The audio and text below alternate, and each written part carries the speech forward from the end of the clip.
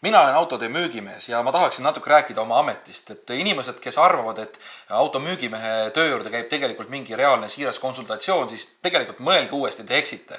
Mina olen ikkagi müügimees ja mina tahan saada oma töö eest raha ja müüa maha teil auto võimalikult suure kasumiga. Ja nüüd ma tahaksin näidata, kuidas minu nii-öelda siis auto maha parseldamine reaalses elus käib. Esimene asi, kui ma nüüd inimest seal platsi peal näen, kes vaatab niisama, pean ma tema ees oma autoriteedi kehtestama. Tervist, härra! Tegelete siin uue autoga, vaatate midagi uut. Autoriteedi kehtestamise juures on väga tähtis ka kehakeel. Ma peaksin reaalselt kas otseses või kaudses mõttes haarama tema puhul kontrolli. Jaa, kui mõtlesin, et ma peaksin ostma endale auto uue.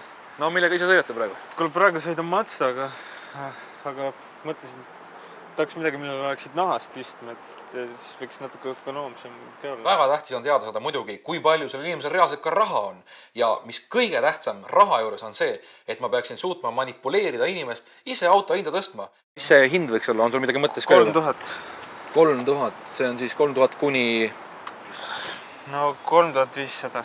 3,5-4,5, sinna kanti, jah? Näete, see mees ise pakkus alguses 3000, ma natuke aitsin teda kaasa ja koheselt oli ta nõus maksma 3500, isegi 4000 eurot. Ühesõnaga, sul on tähtis sellised mugavusahed. Suur, ökonoomne, võimas, näiteks kahetsooniline kliima, roolivõimendi elektriline, midagi sellist.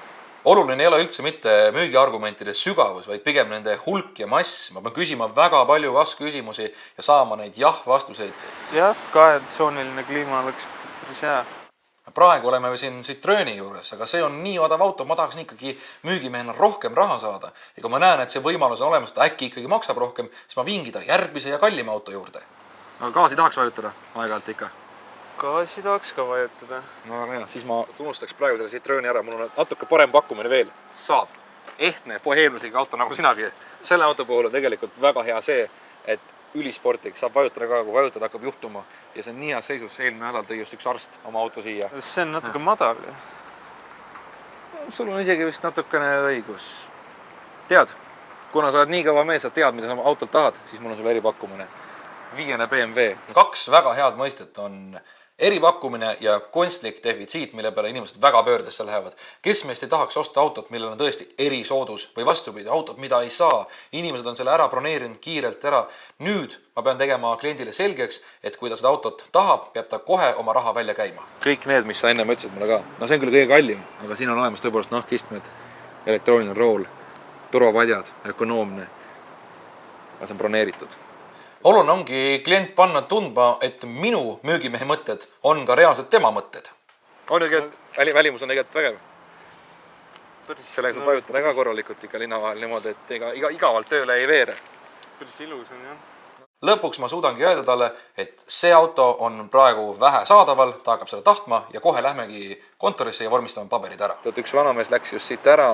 Ta ütles, et ta toob raha tagasi, ma ei tea, kas ta nüüd toob, aga kui sa nüüd seda tahaksid, peaks kohe kiirelt mõtlema, et kas sest sellist BMW-d sa mujalt ei saa, kui sa teed paberid kohe ära, maksame kohe ära, ma olen nõus. Ei ole sellist raha kaasas. Tead, kui see kallis on, siis meil on üks väike Läti firma siin samas kõrval, siis need pakuvad ka liisingut. See on, no tegelikult olgem ausad, kui see läheb 100 eurot kontolt maha kuus või 90, seega see väga tähtis ju ei ole. No, ma ei tea. Aga ma saan aru, et selle peaks hästi kiiresti ära ostma, enne kui see... No praktiliselt me võiksime kohe paberid vormistama minna. Paberid on ka seal samas olemas kontoris. Viimase asjana on kõige tähtsam võimalikult kiiresti ostumüügileping ära sõlmida, kuna tegelikult mida kiiremini saan ma lepingule allkirjad alla, seda kiiremini saab mina raha kätte, auto platsi pealt ära ja ka vastutusest täielikult vabaks. No.